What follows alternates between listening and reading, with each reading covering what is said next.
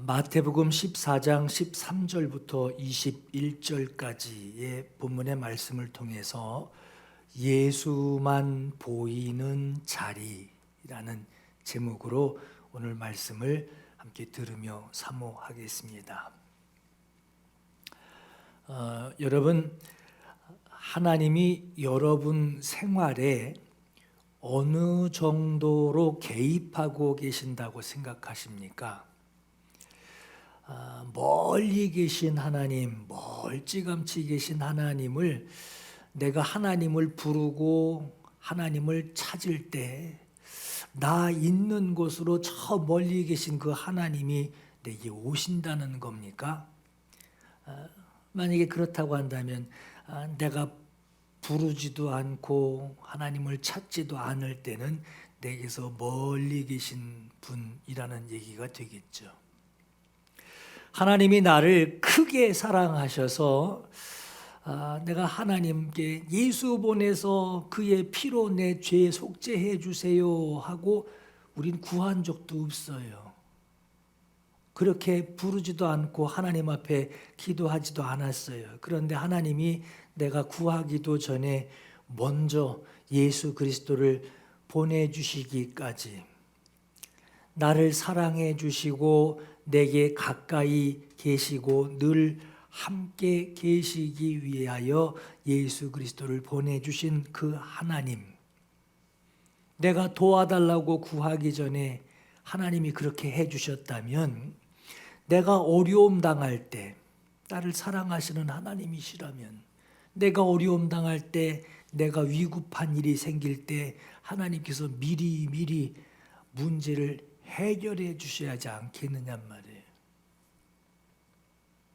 자기 독생자를 보내실 정도로 나를 사랑하시는 분이시라면 내가 어려움 당하기 전에, 내가 배고프기 전에, 내가 눈물 흘리기 전에, 내가 굶주리지 않게, 어려움 당하지 않게, 나 눈물 나지 않게 미리 하나님이 해결해 주셔야 하지 않겠어요?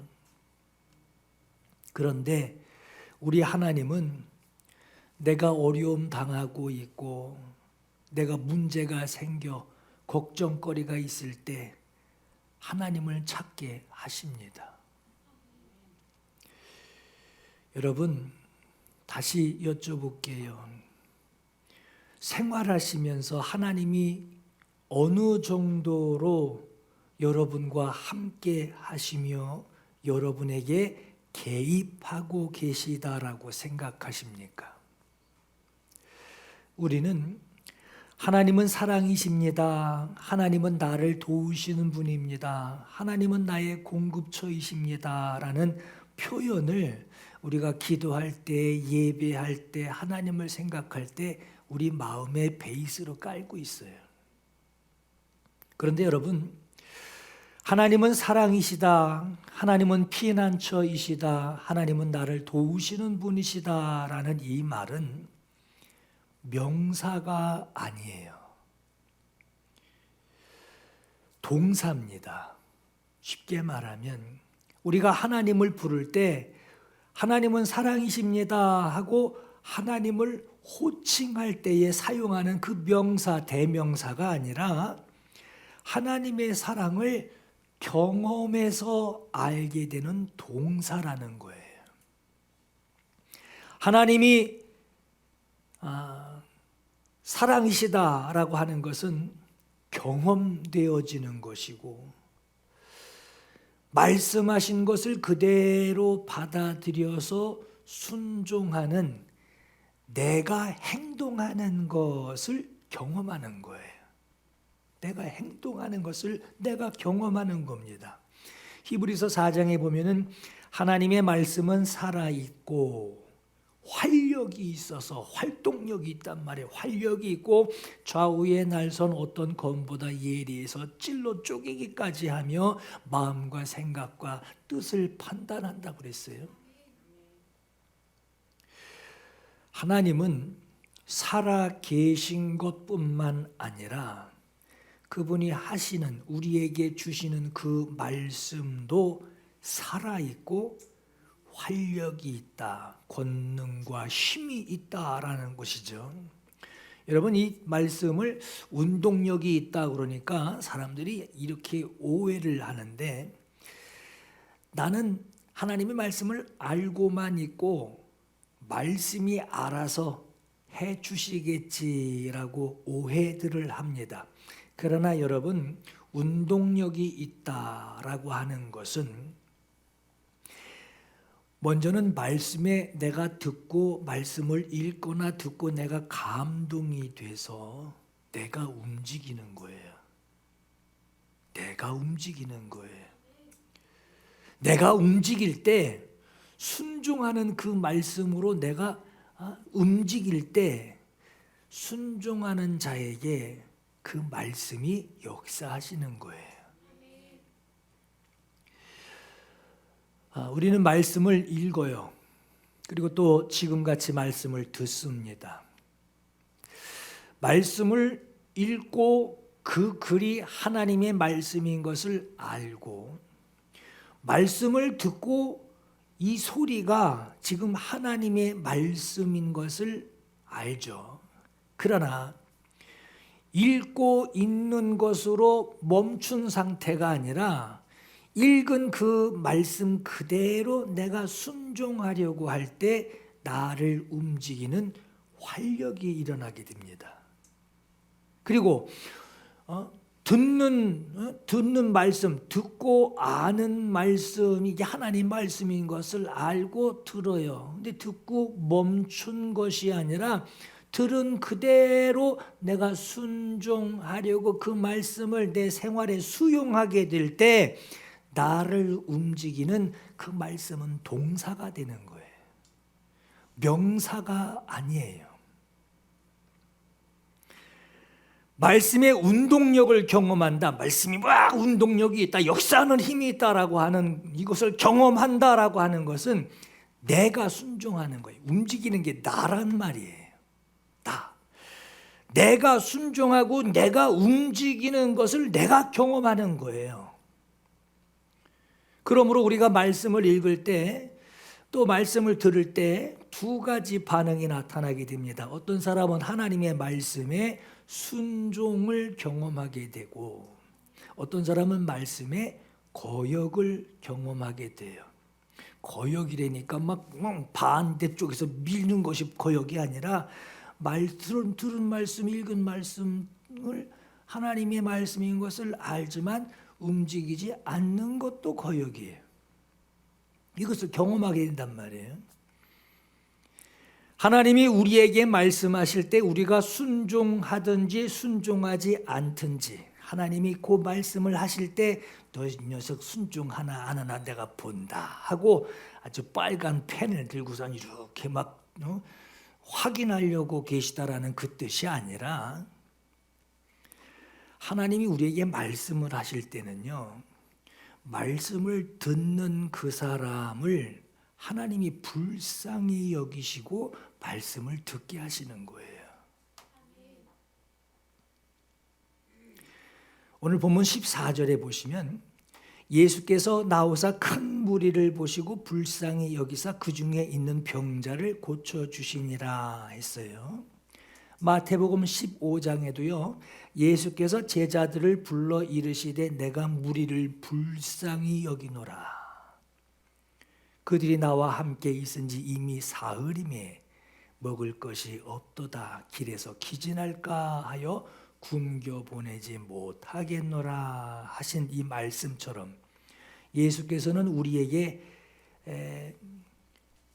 주님께 나오는 사람들을 주님이 보실 때 주님은 불쌍히 여기셨어요.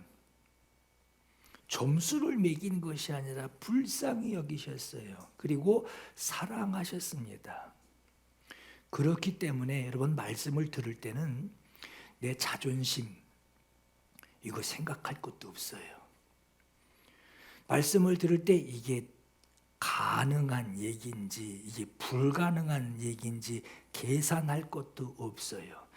그 말씀이 나에게 그 말씀을 들려주시는 것은 나를 지금 불쌍히 여기시고 내게 해 주시려고 하는 하나님의 방법이 있다라고 하는 거예요. 그러니 나는 단순하게 순종하는 것뿐이에요. 여기서 주목할 것이 자기에게 나오는 자들의 요구를 예수께서 그대로 들어주시려고 불쌍히 여기셨다라는 말이 아니에요. 보세요. 내가 불쌍히 여기노라 그랬어요. 예수님이 내가 불쌍히 여기노라 하신 것처럼 예수께서는 자기가 불쌍히 여기시고 불쌍히 여기는 그 방법, 자기의 방법으로 해결해 주시려고 불쌍히 여기셨습니다. 사람들은 하나님의 사랑을 받고 있어요. 받고 있으면서도 그 하나님의 사랑을 경험하지 못하고 하나님에 대한 호칭만 알고 있는 것은 자기가 기대하는 방법대로 사랑을 받으려고 하기 때문에 하나님의 그 사랑이 동사로 느껴지지 않고 명사로 느껴지는 거예요. 하나님의 이름을 그렇게 부른단 말이에요. 근데 자기가 경험하는 거라고는 전혀 관계가 없는 그냥 항상 부럽고 그 사랑 받는 사람이 부럽고 자기도 그랬으면 좋겠는데 하는 생각만 한단 말이에요. 하나님은 사랑이시다라고 하는 이 명사는 알고 있는데, 이 대명사는 알고 있는데 하나님이 불쌍히 여기시는 그 사랑이시라는 그 동사로는 알지 못하고 있는 이유가 여기에 있습니다. 오늘 본문에 여러분 예수께서 빈들이라고도 하고 광야라고도 하는 벳세다를 향해서 예수께서 배를 타고 떠나가세요. 근데 그 큰 무리가 그 배 타고 떠나가는 주님을 따라서 예수께서 가시는 그 빈들로 예수를 보고 따라갑니다. 예수께서 가시는 빈들로 그들이 광야로 따라가면 거기 뭐가 있어요? 거기 빈들에 예수만 계시는 거예요. 그래도 큰 무리는 빈들에 가면 뭐 있어 하고 다른 것들을 기대하지 않고 빈들에 예수께서 가시니 예수 따라서 빈들로 간 거예요. 예수 따라갑니다. 거기 가면 누가 있어요? 예수가 계세요. 보세요. 예수를 따르는 그 무리의 요구, 그들의 기대를 주님께서 우선시했다면, 그것 먼저 생각했다면은 빈들이 아니라 먹을 것 쉽게 구할 장소로 가지 않으셨겠어요? 무리를 위해셨다면. 그런데 주님은 큰 무리가 자기를 따라오는 것을 주님은 알고 계시면서도 빈들로 가시는 것, 자기밖에 없어요. 거기 가면은 빈들로 가시는 것을 주님은 멈추지 않으셨습니다. 왜 그러셨을까요? 예수께서 무리가 따라오는 것을 알면서도 빈들로 가신 것은 거기 가서 밥 먹이려고 가신 게 아니라, 여러분, 빈들 한적한 장소가 장점일까요? 단점일까요? 여러분들을 데리고 빈들로 간다면 거기 가면 뭐 있어 하고 좋은 거 생각하십니까? 거기 가면 뭐 아무것도 이것도 아니고 저것도 아니야 하고 단점을 생각하십니까? 여러분, 근데 한 가지 중요한 것은요, 예수께서 계신 곳이면 어디든지 장점입니다. 여러분, 그 일을 하게 될 때 그 일을 아주 최고로 그 효과를 극대화하기 위해서 특별한 장소를 선호하게 되죠. 공부하는 사람들은 도서실 가고 싶어 하고, 공차려고 하는 사람은 넓은 운동장 가고 싶어 하듯이 말이에요. 그 특별한 장소를 선호를 해요. 오로지 그 한 가지 일에 집중하는 집중할 수 있도록 최대의 효과를 끌어올릴 수 있는 환경을 찾아가게 되죠. 집중할 수 있는 곳이면 한적한 곳이 더없이 좋은 환경입니다. 한적한 곳, 그 빈 들은 주님이 말씀을 전하시고 말씀을 집중적으로 들을 수 있는 아주 좋은 장소입니다. 지난 시간에 여러분 걸림돌을 디딤돌로 바꾸는 일에는 그럼에도 불구하고 희생하고 대가 지불하는 것이 따른다라고 했죠. 그럼에도 불구하고 한다면 대가가 따른단 말이에요. 말씀에 집중하기 위해서 한적한 빈들로 가게 되고 그 빈들에서 말씀을 듣고 참 깨닫게 되고 알게 되는 참 말씀 잘 들었습니다 하는 이 좋은 곳이었지만 대신에 빈들로 따라온 그들에게 대신에 대가가 따르게 됐단 말이에요. 감당해야 할 대가, 배고픈 거였어요. 배고픈 거. 먹을 것이 없는데 날까지 해가 저물었어요. 어두운 밤이 되고 그곳엔 아무것도 없는 적막한 빈들에 그들이 있게 됩니다. 이게 대가였어요. 최고의 환경에서 말씀은 잘 들었는데 먹는 문제를 이제 해결하려고 하니 거기에 딱 부딪히게 되니 어둠이 쫙 깔린 시간에 적막한 장소에 덩그러니 있게 된 거예요. 주님 따르는 것을 최우선으로 여기고 야 주님 저기 가신다 하고 주님 가시는 그곳으로 빡 달려서 주님 따라왔지만 또 다른 문제가 생겼어요. 배고픈데 먹을 것이 없는 먹는 문제가 생겼습니다. 여러분 이 걸림돌을 어떻게 해결해야 할까요? 그때 제자들이 그 해결책을 곰곰이 생각하다가 주님 앞에 내놓습니다. 15절에 이곳은 빈들이요 때도 이미 저물었으니 이 큰 무리를 마을로 돌려보내서 가서 먹을 것을 사 먹게 하소서. 알아서 하게 하잔 말이에요. 제자들이 지금 말하고 있는 이것은 눈앞에 보이는 현실을 파악을 했어요. 야 이건 답 없다. 그리고 최선의 해결 방안으로 주님 앞에 내놓은 이야기였습니다. 여러분 그럴 때 있죠. 말씀을 듣고 믿음이 생겨났어요. 말씀을 듣고 아멘 하고 믿음이 생겨났어요.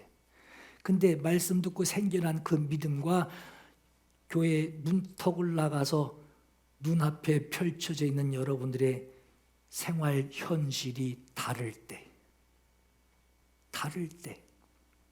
여러분은 그 상황을 어떻게 받아들이십니까?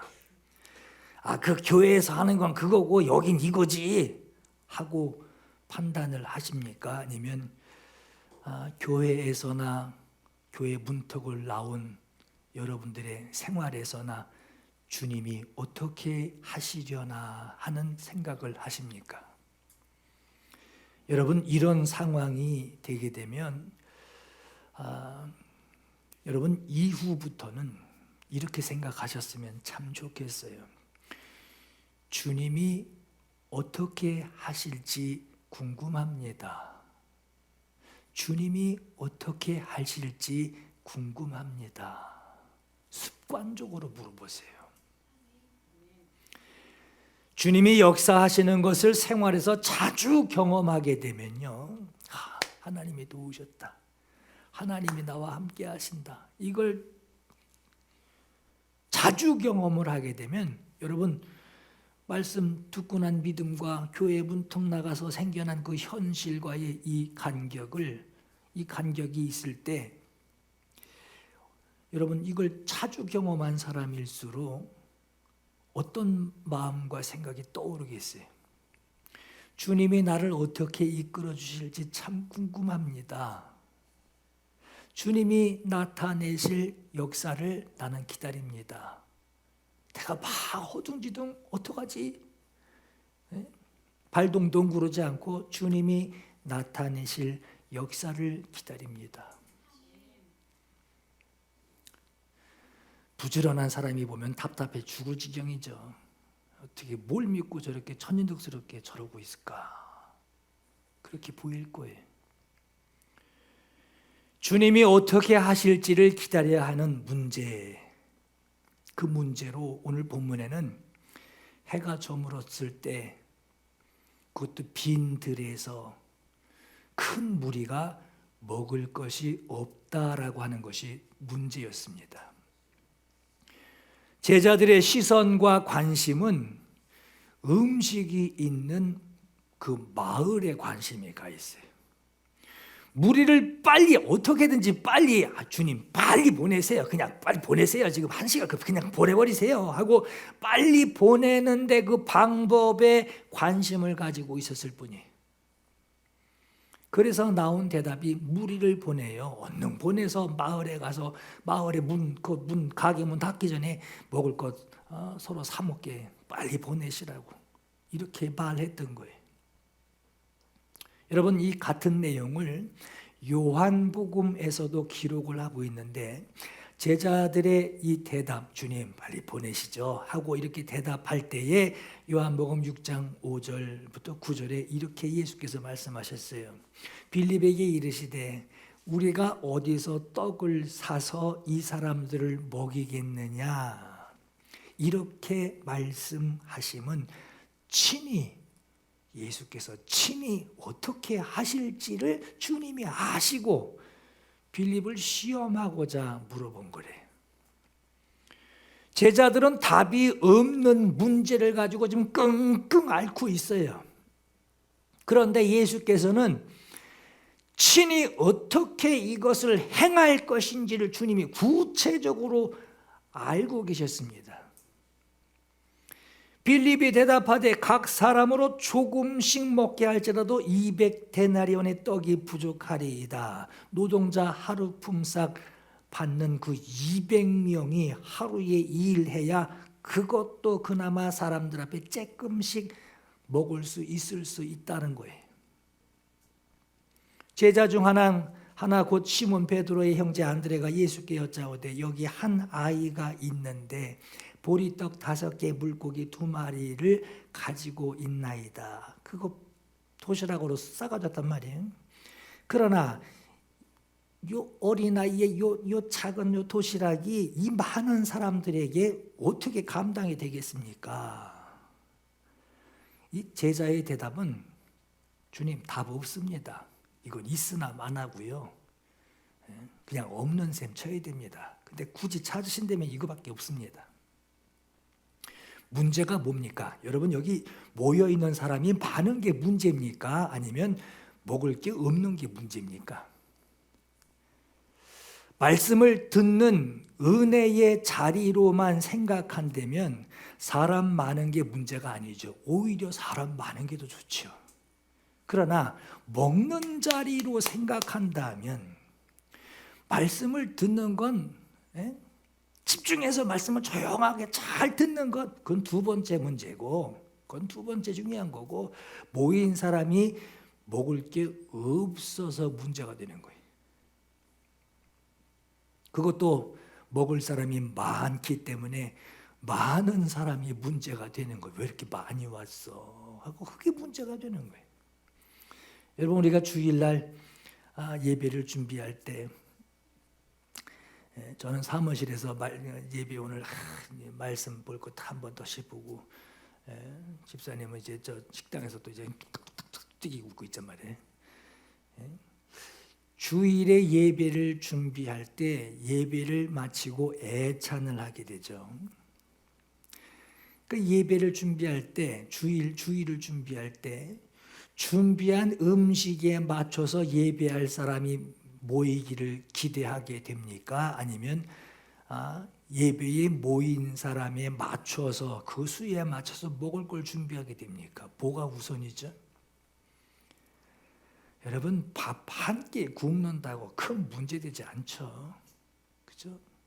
2끼 어느 때는 저는 하루 3끼를 안 먹은 적도 있어요. 그래도 아무 상관없더라고요. 생각이 내일 먹으면 되지 뭐 이제. 그러니까 아무 생각이 없더라고요. 우리가 교회에서 애찬을 나누는 것도 배부르게 먹으려고 애찬을 나누는 것이 아니라 교제하고 나눔을 목적으로 하고 있듯이, 오병이어 떡 5개 물고기 2마리로 5,000명이 먹고도 남은 이 역사, 이 오병이어의 역사가 일어나게 하신 것은 떡을 먹고 배부르게 하기 위함이 아니라 예수께서 다른 의미를 가지고 계셨던 거예요.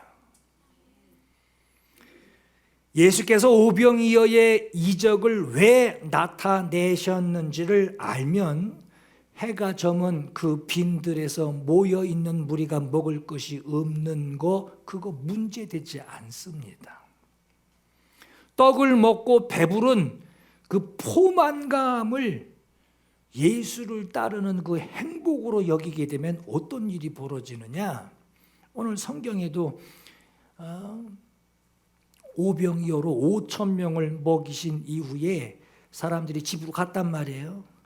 근데 집에 갔던 사람들이 떡을 먹던 그 자리로 찾아와서 주님을 다시 찾습니다. 떡 먹던 그 자리에 예수께서 안 계시니까 배를 타고 가버나움까지 와서 예수를 찾아서 굳이 만납니다. 그리고 예수께 주님 언제 이곳으로 오셨습니까? 하고 반갑게 인사를 하고 있어요. 그때 예수께서 그들에게 이렇게 말씀하셔요. 너희가 나를 찾는 것은 표적을 본, 표적은 뭐죠? 이게 상징이란 말이에요. 그 일을 하신 이유가 있단 말이에요.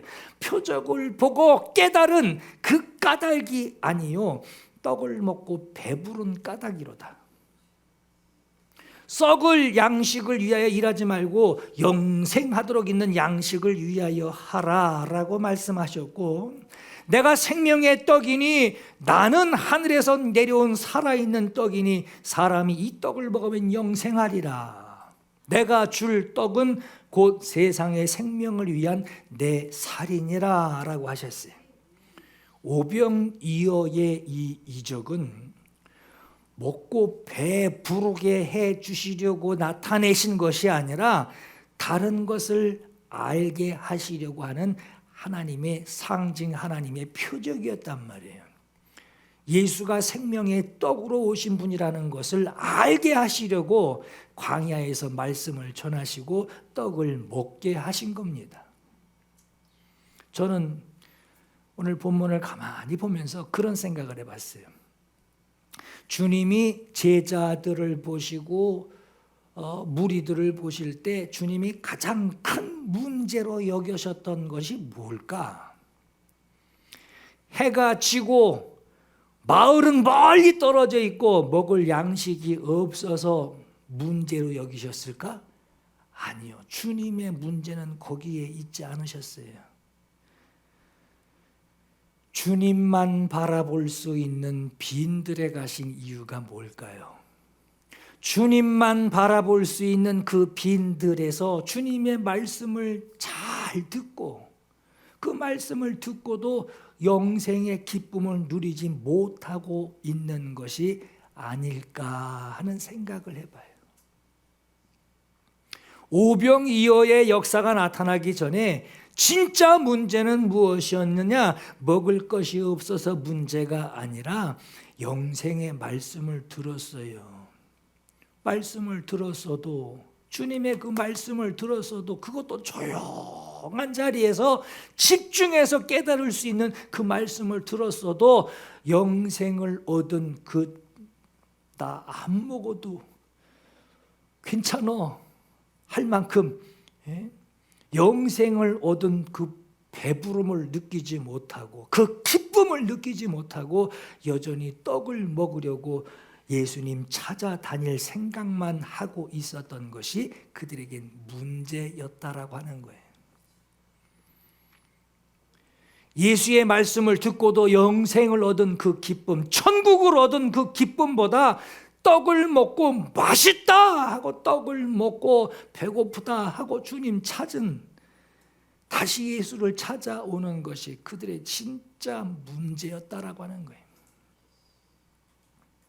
떡을 먹고 배부르기 위해서 그 자리로 다시 찾아온 무리들, 그들만의 문제가 아니었어요. 주님과 가까이 있는 그 제자들도 이런 일이 생깁니다.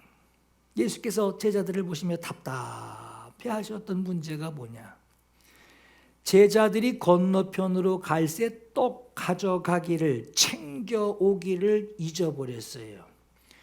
그 얘기를 두런두런 얘기를 하고 있으니까 예수께서 그걸 보고 아시고 이르시기를, 믿음이 작은 자들아 어찌 떡이 없으므로 서로 의논하느냐? 너희가 아직도 깨닫지 못하느냐? 니들도 똑같구나 하는 거예요. 제자인데 니들도 똑같구나. 떡 5개로 5,000명을 먹이고 거둬들인 것이 몇 바구니였으며, 떡 7개로 그 이후에 또 떡 7개로 4,000명을 먹였단 말이에요. 떡을 먹이고 모은 것이 몇 광주리였는지를 아직도 기억하지 못하느냐? 어찌 내 말한 것이 떡에 관함이 아닌 줄을 깨닫지 못하느냐 하셨어요. 예수께서 저리로 가시네. 예수께서 그 길로 가시니 예수께서 가시는 그 길을 따라가요. 예수께서 빈들에 들어가 거기서 멈춰 서시니 거기 빈들까지 따라서 갑니다. 그리고 따라가서 딱 자리 앉은 자리가 빈들이었어요. 빈들이니까 예수만 보여요. 아무것도 볼 게 없어요. 예수만 보여요. 또 그분만 보고 따라왔으니 그분만 크게 보여야 돼요. 빈들에서 예수의 말씀만 들려요. 주님만 보고 주님의 말씀만 듣게 돼요. 그런데 날이 저물면서 언제부턴가 예수는 그 뒷배경이 돼버리고 먹을 떡이 크게 보이기 시작합니다. 무리가 예수께 찾아왔던 이유도 그 때문이었어요.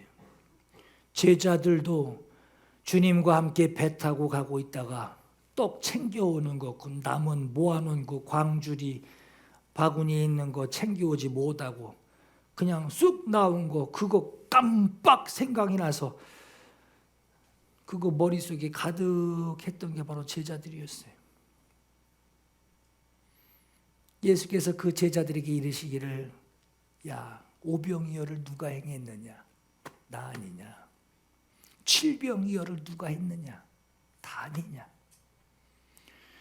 그와 같은 이적을 행함은 떡을 먹고 니들 배불리게 하려고 함이 아니라 사람이 떡으로만 살 것이 아니요 하나님의 말씀으로 살게 하려 함이다. 내가 하늘에서 내려온 생명의 떡이다. 내가 주는 떡을 먹으면 너희들이 영생하리라. 썩을 양식 위하여 나를 따르지 말고 영생하도록 있는 양식을 위하여 나를 따르라 하고 말씀하셔요. 지금 주님이 배에 같이 계신데 떡 생각나는 거예요. 여러분, 주님 보며 빈들로 왔어요. 저리 가시네. 빈들로 왔어요. 빈들에 가니 예수만 보여요. 그 말씀 들으려고 거기까지 쫓아갔어요. 주님 말씀 들어요. 근데 해지고 컴컴해지니 배고파요. 주님이 안 보여요. 떡만 생각나요. 떡을 또 해주시네. 떡만 보여요. 길을 나서니 떡만 생각나요. 그거 왜 두고 왔을까? 주님이 앞에 계신데. 여러분, 우리 믿음이 그렇지 않나요? 우리 믿음이 그렇지 않냔 말이에요. 처음엔 주님 바라보고 감동이 되고 가슴 뭉클하고 찬양만 불러도 눈물이 핑 돌고 그랬는데 어느 순간부터 그거 모르는 거 아니야. 그런 증상 나도 알아. 나도 경험해봤어. 그런데 지금은 떡만 보이네. 우리 그렇잖아요. 주님 안 보이잖아요. 어느 순간부터 안 보이기 시작하잖아요. 주님이 계셔도 흐릿한, 포커스가 거기 안 맞춰지지 않고 거긴 흐릿한 그림이 되고 선명한 건 다른 거잖아요.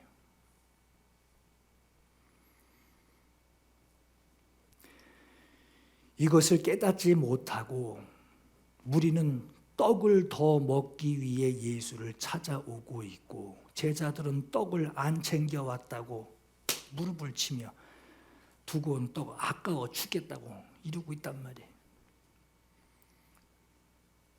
이런 사람들이 주는 그리스도시여 살아계신 하나님의 아들이십니다 아무리 고백을 하고 따라다니기는 해도 호칭만, 주님을 부르는 호칭만 그렇게 부르고 있을 뿐이지, 여러분 까짓 거 한 끼 굶으면 어때요?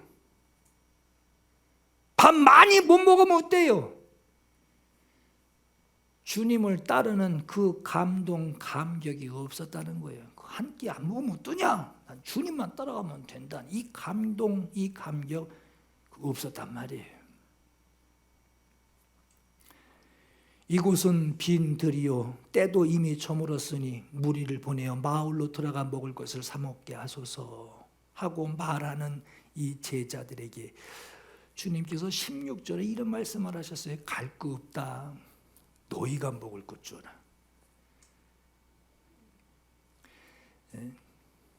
여러분, 무리를 돌려보낼 거 없다 하시고 너희가 먹을 걸 주래요. 이 말씀을 잘못 이해하면요, 난 몰라, 니들이 알아서 해. 난 몰라, 난 니들이 따라왔지. 내가 뭐 데리고 오라고 그랬냐? 니들이 따라온 거지. 니들이 알아서 해. 아마 이렇게 오해해서 들을 수도 있어요. 그런데 여기서 주님께서 야 돌려보내지 말고 너희가 그들에게 먹을 걸 주어라 하신 이 말씀은, 너희에게 지금은 떡 5개와 물고기 2마리밖에 없지만 이후에 예수께서 행하실 일이 있으시다라고 하는 거예요. 예수께서 일하실 게 있단 말이에요 지금. 오늘 뭐 보면 뒤에 가서 보면 되잖아요. 주님이 떡을 축사하시고 제자들에게 주시니 제자들이 그걸 들고 무리에게 갖다 줬어요. 너희가 먹을 것을 주어라 하셨단 말이에요. 우리에게 있는 거 떡 5개, 물고기 2마리밖에 없습니다 하고 말합니다. 우리가 여기서 주목할 것이 뭐냐? 그거 4개 갖고 와라. 주께로 가지고 오라. 4개로 가지고 오라 하셔요. 그거 무리한테 내놓지 말고 4개로 가져오라. 문제 해결해야 할 그 문제를 무리에게 가져가지 말고 4개 가져와라. 이전에 예수만 보였던 사람들이 날이 어두워지니 모인 사람들에게 시선이 가 있게 되고, 야, 이 사람들도 언제 다 밥 어떻게 먹냐, 큰일 났다. 겨우 가지고 있는 그 작은 것이 무리에게 얼마나 되겠습니까 하고 묻고 있는데 주님은 그거 되게 가지고 오래요. 이게 뭔 얘기예요? 나에게 시선을 두고 무리에게 시선 두지 말고 내게 시선을 두고 내 말에 귀를 기울여라. 내게로 가지고 오라 하는 거예요. 이 얘기는 뭐예요? 너희들 지금 누구 보고 있냐? 여기 올 때 누구 보고 들어왔으며 누구의 말을 지금까지 들었는데 날 어두워지니 너희들 시선이 지금 어디가 있냐? 내게로 가지고 오라. 오늘 여러분 예수를 따라 빈 들 같은 이곳까지 오셨어요. 예수 따라 왔어요. 오다 보니 여기 와 있어요. 여기까지 따라왔다면 여러분 환경 보지 마시고 모자란 거 하나하나 체크해서 보지 마시고 주님이 하실 일을 기대하세요.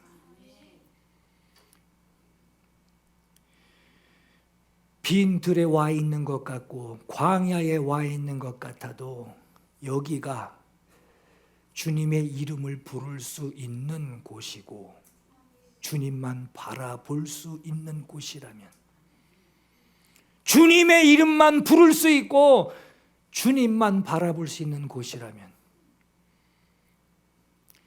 여러분, 교회 안에 편의시설이 잘 돼 있으면 참 좋은 교회죠. 그렇죠? 편의시설, 뒤에는 막 디즈니랜드가 있고 말이에요. 예배 다 끝나고 거기 가서 막 열차 타고 놀고 참 좋겠죠. 근데 오전에 여러분 아이들 데리고 이제 예배하다가 예수님 크게 그려놓고 그 앞에다가 자기 그려놓고서는요, 예수님 선물, 니들 선물 뭐 갖고 싶니? 이제 다 적었어요. 너 3개씩 다 적었어요. 뭐 인형, 뭐 무슨 망치 별거 다 나오더라고요. 뭐 무슨 뭐 방패도 나오고. 근데 예배 시간에 이거 타느라고 예배 시간 늦으면 어떡하냐? 하고 막 예배 시간에 예배 주님이 너 이리 오너라 나 좀 보자 할 때 하고서 그거 느끼고 있대라면 그게 보기에는 좋은 환경, 아주 편의 시설 잘 돼 있는 장소 같지만 주님 목소리, 주님 모습 볼 수 없고 들을 수 없다면 그게 뭐가 좋은 거예요? 여러분, 그렇게 따지니까요, 주님만 집중할 수 있는 것이 교회잖아요. 그렇잖아요. 주님 집중하는, 여기 가니까 뭐 열차도 다니고 막 청룡 열차 다니고 막 소리 지르고 막 올라갔다 내려오는 거 떨어지는 거 뭐야, 하여튼 그것도 하고 뭐.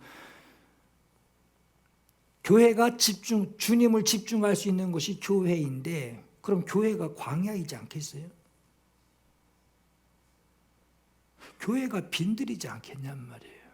근데 우리 눈은 편의시설에 가 있어요. 예배당밖에 없네. 그 흔한 카페도 없네. 있으면 뭐예요? 있으면 좋겠죠. 근데 그것 때문에 주님 집중하지 못한다면 그게 무슨 소용이냔 말이에요. 저는 그 생각을 해요. 교회가 광야 아닌가? 왜? 아무것도 없어서? 아니요. 주님만 보여서.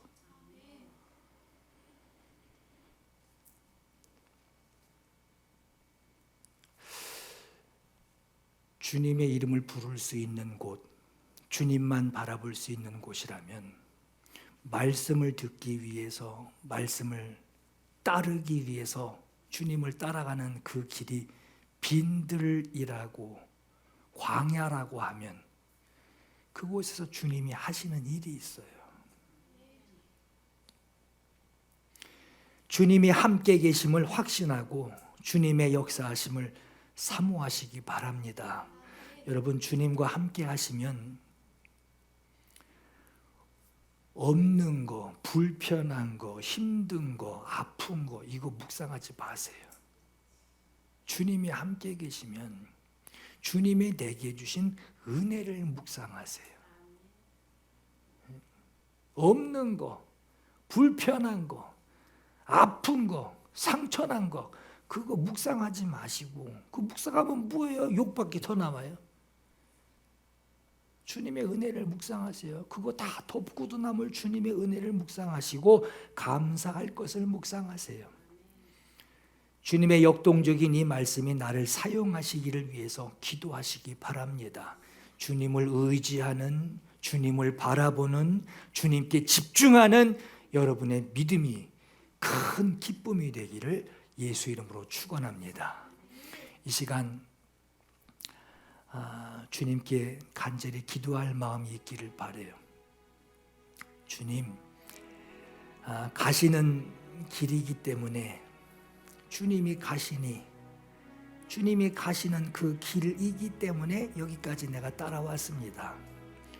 그런데 어두워지는 어느 순간부터 어디든지 나 주님 함께 가겠습니다 했던 내 용기가 사라지고 내 관심, 내 시선이 먹을 양식에 꽂히게 되고 나 편하게 해줄 것들에 대해서 꽂히게 되고 그거 없으니 불평 생기고 불만 생기고 우린 왜 그래 하는 원망이 생겨요. 많아서 문제거리가 되는 사람들이 이제 슬슬 신경 쓰이기 시작합니다. 빈들에서 주님께는 시선이 가지를 않고 있습니다.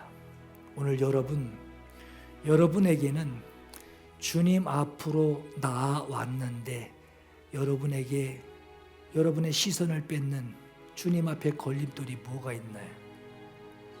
주님과 함께 앉아 있으면서 감사보다 불평, 주님과 함께 있으면서 주님만 보여야 되고 주님 말씀만 들려야 되는 여러분의 자리에서 내 시선을 돌려버리고 내 관심을 돌려버리고 입에선 감사가 안 나오고 입에선 감동과 감격이 안 나오고 불평 나오고 없는 거 나오고 신경질 나오고 욕 나오는 거, 그게 뭡니까? 여러분, 두 가지를 함께 기도하셨으면 해요. 지금 내가 있는 이 자리에서 내 믿음, 내 시선에 주님만 보이게 해주세요. 주님만 보이게 해주세요. 내 방법이 아닌 나는 낮아지고 주의 방법에 내가 경청하게, 주님 말씀에 집중하게 해주세요. 이 두 가지 제목 놓고 함께 기도하겠습니다. 함께 사모하며 기도합니다. 주님을 따라 광야에 서 있는 오늘 나의 믿음을 붙들어 주옵소서. 빈들을 보고 온 것이 아니라 주님 보며 따라왔더니 빈들에 도착해 왔습니다. 내 눈이 어두워서 하나님 주님 보지 못하지 않도록, 하나님 내 눈이 어두워지지 않도록 주님 나를 도와주시옵소서. 주님이 보이지 않고 불가능을 묵상하고 불평거리를 묵상하고 은혜를 묵상하지 못하고 있는 오늘 나를 불쌍히 여겨 주옵소서. 불쌍히 여겨 주시옵소서. 지금 나의 이 자리, 이 광야의 자리, 이 빈들의 자리, 편리한 곳 찾으면 아무것도 찾을 수 없으나 그러나 주님만 보이고 주님 말씀만 들리니 이 자리가 하나님을 돕게하는 최고의 최상의 기쁨의 자리인 것을 하나님 우리가 감사하며, 주님 이 자리에서 내 믿음이 주님만 보이기를 원합니다. 다른 것 보고 불평하지 않고 다른 것 보고 비교하지 않고 내 눈에 주님만 보이기를 원합니다. 주님, 나는 하나님 주님 앞에 주장하지 못하며 주님이 선하신 방법대로, 주님이 나를 불쌍히 여기시는 주님의 방법대로 오늘 주님 나에게 일하시는 것을 내가 집중하며 내가 경청하며 주님 내 손이 주님 손에 붙들려 내가 주님 손과 같이 쓰임받기를 원합니다.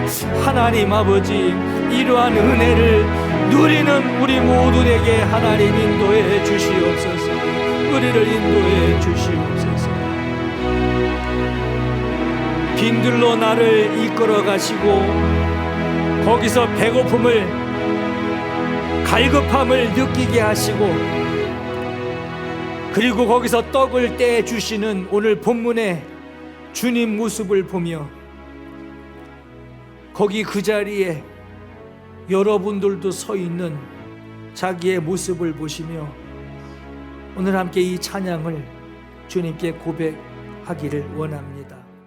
왜 나를 깊은 어둠 속에 홀로 두시는지, 어두운 밤은 왜 그리 길었는지,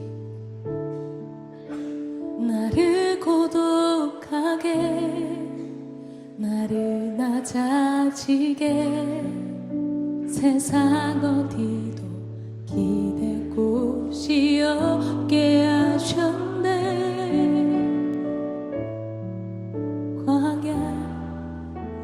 광야에 서 있네.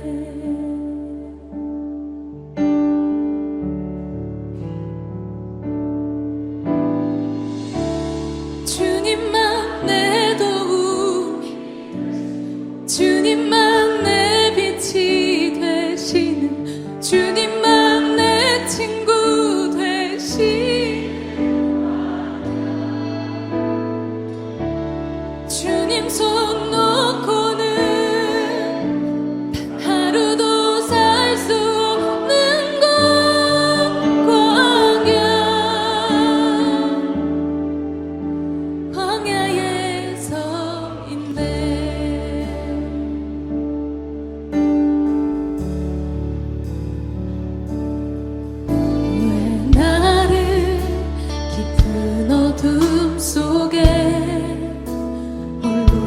오시는지 어두운 밤은 왜 그리 길었는지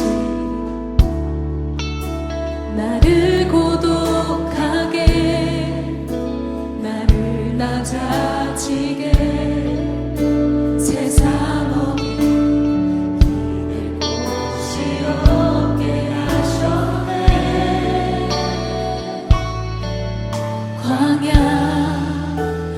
광야에 서 있네. 주님만 내 도움이 되시고 주님만 내 빛이 되시는 주님만 내 친구 되시는 광야. 주님 손 놓고는 단 하루도 살 수 없는 것 광야.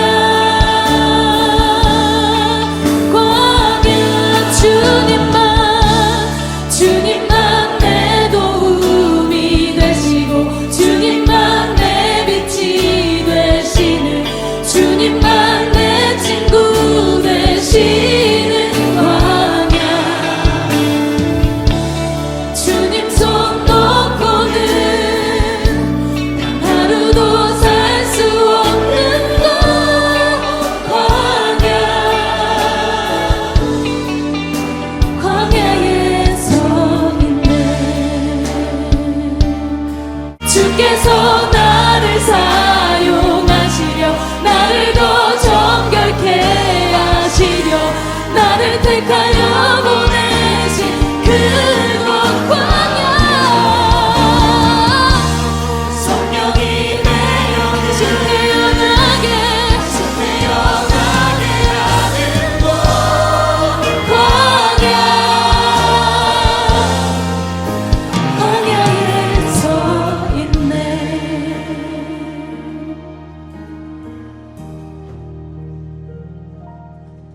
내 작은 산이 깨지고 높아지려 했던 내 꿈도 주님 앞에 내려놓고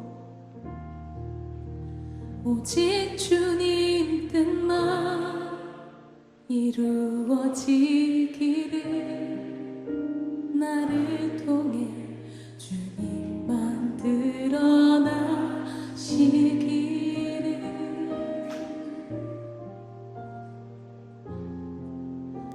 광야